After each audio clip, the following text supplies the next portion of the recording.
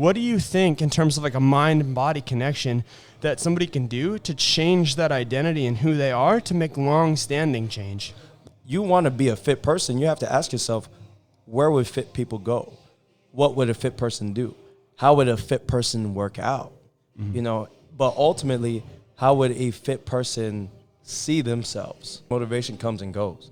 Can't depend on motivation, because one day you'll be motivated, the next day you won't be motivated, and then you won't want to work out.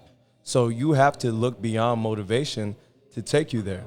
Do it because you love yourself enough. Do it because you love yourself enough and you love others around you. Because at the end of the day, that's what life is about.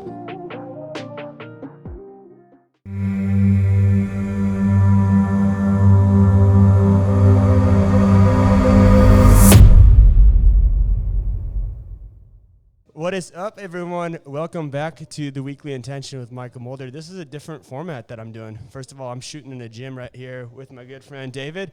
And second of all, I'm going to be making these a lot shorter. I know 50 minutes is a lot to commit for some of you guys, so I'm going to give you guys the top takeaways from industry experts and the things that you need to know to make an immediate impact in your life right now. So if you are looking for a guy who's changed, hundreds of people's lives, he's got his master's in kinesiology. He's in the process of building his own gym right now. I don't know if you see him, but he's built like a brick shit house. He's a big guy right here. And he's just a really good guy. He's got a really good heart for a change. Welcome to The Weekly Intention, David. Oh, man. I appreciate you for having me.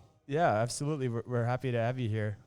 Before I get into this, make sure to like, comment, subscribe, all this stuff. I'm doing this to get this out here, and let's share this with as many people as we can. I'm trying to impact lives. And with that, I'm just going to get right into it, and let's start dropping some bombs. So, like I mentioned, David, I wouldn't even consider him a trainer. I would say that he changes people's lives. He changes the ways that people see themselves, and he really makes an impact in their self-belief and fundamentally who they are as a person. And I'm always interested, especially, when you're in a purpose-filled path like you are, what about this, inspired you or called you to this passion? How did this all start for you? Well, I grew up an athlete. I was always training and everything. And I actually wanted to, start training people, other athletes, when I was in college, when I was still playing basketball at the University of New Mexico and at Fort Lewis College. So, I graduated with a degree in psychology and bio, started working, as a clinical psychologist and everything like that. And it just wasn't what I wanted to do. Mm-hmm. So I actually went back and started training other people and found that there were a lot of similarities between psychology and, the fitness industry. A lot of people, focus on getting their body right, but don't realize how it ties in with their, their spirit, emotions, psychology, things like that. It's so interesting that you say that, because I remember very, very distinctly, I was 20 years old. I was probably 135 pounds, getting out of high school and going into college. Had zero confidence in myself, zero belief. And I just remember one summer, it snapped like a light switch. I was like, I'm going to get my body right. I went home and I did P90X with Tony Horn. Every day, dude, I throttled that thing. And it changed everything for me, dude. After I came back my sophomore year of college, my entire life changed. And that was really the catalyst for that whole change. And I think that brings a good point. Everybody knows, like a trainer, they're going to set you up on a plan. They're going to, focus on a diet. They're going to do these things. But when you're looking to make that initial change in somebody to say, hey, this is a lifestyle change. This is something that it's going to change the path of who you are. What are you looking for in a person, or what are you seeking to change? Like when they initially walk through the door, say day one with a new client. Most of the time, day one with a new client is usually a therapy session. I kind of just tell them what I do, and then I let them essentially tell me about themselves and what was their breaking point. Everyone has a story. Everyone has something that brought them to me, that finally got them to be like, you know what, I had enough. And most of those times, people are emotional, and they're in their feelings about something or something, you know, they get to a point where they say, you know what, like I have children, or, you know, like I'm not happy, or this is how I feel, you know, which dives deeper than just, you know, what your body is doing or how your body looks like, you know. It's usually it's a lot deeper than that. So I usually let them tell me about what they are, who they are, and everything like that. And that's how you kind of, most of the time, how therapy works, is you just kind of let people talk it out. I love that, dude. And I've never heard it said that way when, you know, I think there's a lot of bad trainers out there. I'm gonna be honest. Like, you know, you think about like the mountainside, not to dog on them. I love mountainside fitness, but those trainers, like, it's like you got to get in the heart of who somebody is and get in their mind. So you're taking their story and you're figuring out what makes them tick and what's their driving force, really. And then are you using that driving force? Like, hey, if this is what happened to you and this is your circumstance, this is how we're gonna work together to make a change. Exactly. I just make sure that they know that it's going to be a journey, you know, when it comes to changing every fundamental thing of themselves and to reward themselves. That they're not changing because they hate themselves or they're unhappy. They're changing because they love themselves that much. That's interesting because you think about self-love versus self-hate and like what those actions will produce. And, you know, I'm sure we've all had moments in ourselves, you know, even now for me with this thing, you know, I have moments of doubt and stuff. And it's like, what do you think you're worthy of? And what do you think that you're deserving of? So do you feel like in a way you're almost teaching them and coaching them that, hey, you are worth more than you currently are? You know, say I'm really out of shape. I'm down on myself. I'm not looking good. I'm not feeling good in myself. Are you telling them, hey, you're worth more than your current circumstance? Absolutely. I think when you realize that you deserve better, then you are going to treat yourself better. And when you treat yourself better, then you're going to see your journey as something that's enjoyable as opposed to a goal, a set goal that you have to get to. I used to focus a lot on goals, and now I focus more on systems. So what kind of system are you building yourself into? Are you getting a type of system that says, hey, if I wake up in the morning and I drink water and I eat well and I feel good at the gym, and then I focus on doing that on the daily process, then you are actually creating a system. But if you focus on the goal, everybody wants to look good. Everybody wants to be in shape. But if you're not breaking that down, you know, into daily goals and those or into daily systems, and then, you know, rewarding yourself daily for those goals, whether it's, you know, saying, you know what, like yesterday I didn't go to the gym. Today I went to the gym. I'm going to do the same tomorrow, you know, and I'm going to do cardio. You know, I'm going to, you know, lift heavy. I'm going to eat, you know, and I'm going to feel good about that. You reward yourself because human beings are naturally people who work on a reward system. So if you reward yourself, you know, then you feel better about yourself. And if you feel better about yourself, you're going to do better. You're going to chase that thing that makes you feel better. So in a sense, you become an addict to treating yourself better. What do you think is the reward when you think about setting up daily awards to make that initial change, and you think about, hey, you know, I was consistent this week. I went to the gym 5 days. What would be an example of like a good reward that somebody could give themselves? I think it depends. You know, a good reward that, you know, you could have for some people is, hey, like you made it to the gym and you worked out hard. Like, what's your favorite type of food? Like, well, you know, I like pizza. Everyone has that vice. You know, go get pizza. You know, go treat yourself to Chick-fil-A or something, you know. As long as you're not doing that every day, then you know, if I earn this. When you start to see yourself as earning something and then seeing that as a reward system, then it's almost kind of like a paycheck to yourself, you know? That's awesome. Yeah. I love that. It's almost like accountability in a way too, because you're giving yourself a reward. And it's like, oh, dopamine hit. I'm doing something good for myself, and I'm giving myself a little reward, which is kind of creating consistency.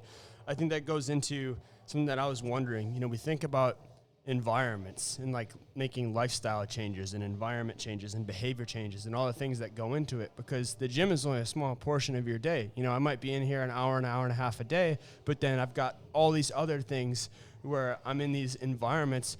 How does somebody that probably isn't in a great environment, when they come to you, like how do they make changes around that? Because I feel like, you know, I'll go to the gym, I come home, and then I'm in the same old thing, or I'm in the same old thing that kind of got me in that predicament or that situation in the first place.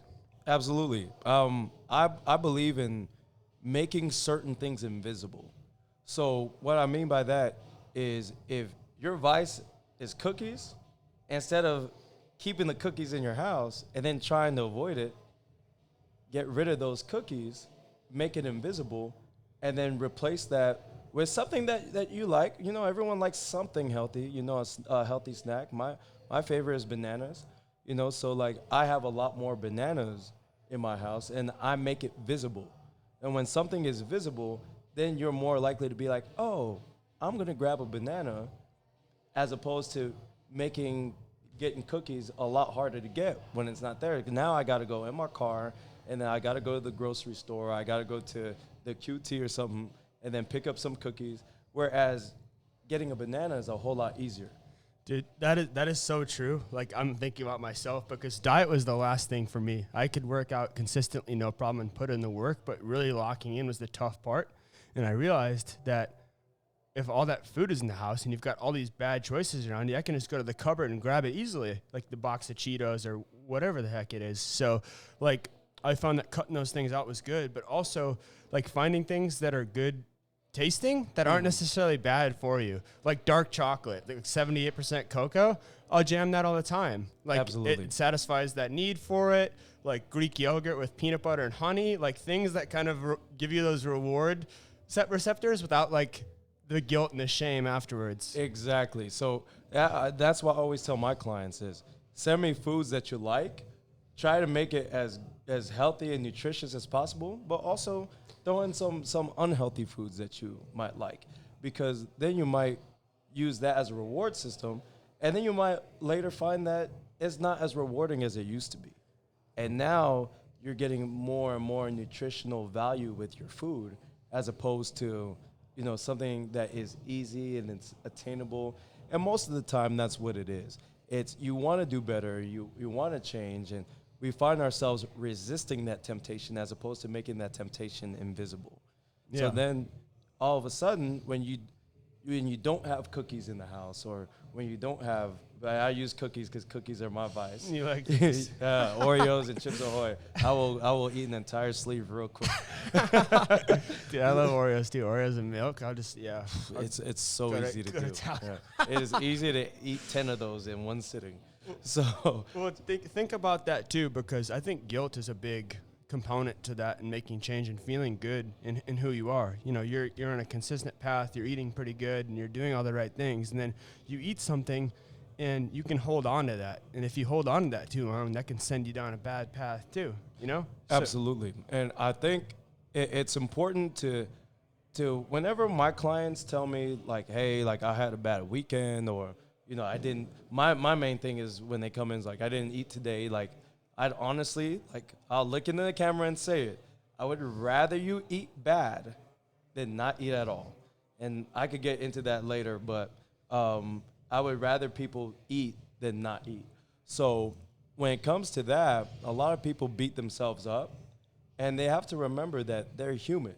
And I always tell them, you know what, you're human, you're bound to make mistakes, just get right back into the plan. And that's it.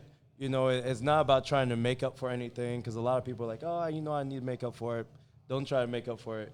That quick fix will only make things worse. Just go back to your plan, be patient, and then within 2 or 3 days, you'll be right back to where you were at, sometimes even better. You know, and that helps with that guilt, because a lot of people feel guilty, you know, and they beat themselves up, and then they go to extreme measures to fix that issue, as opposed to going back to what was working before. Just go back to what you were doing before, and not, you know, beat yourself up over it. I love what you said on so many levels, because I think it's applicable to so many different things. And that's amazing. You know, this is the blueprint for how to get in shape and stay in shape. So, I mean, we just covered a huge, I think, shift in how somebody can come to you and how they can get in shape. And I've seen a lot of people make that change initially where they get in shape, they're feeling good, it's starting to change their life. And I love to use this example because I think it's a huge example of somebody's identity. Biggest Loser. That show was on for like 9 seasons. Chris Powell, he lives here in the Valley. He was the host of that show. And these people will come and they'll lose, hundreds of pounds making this huge change. And then they go back to their normal environment and they will gain all that weight back. And I think that's a huge thing is like, if you don't change your identity and who you see in the mirror, like if I'm a really overweight person or a fat person and I lose all this weight and I gain muscle, but I still identify as a fat person, I feel like in my mind, you have a higher propensity to gain that back.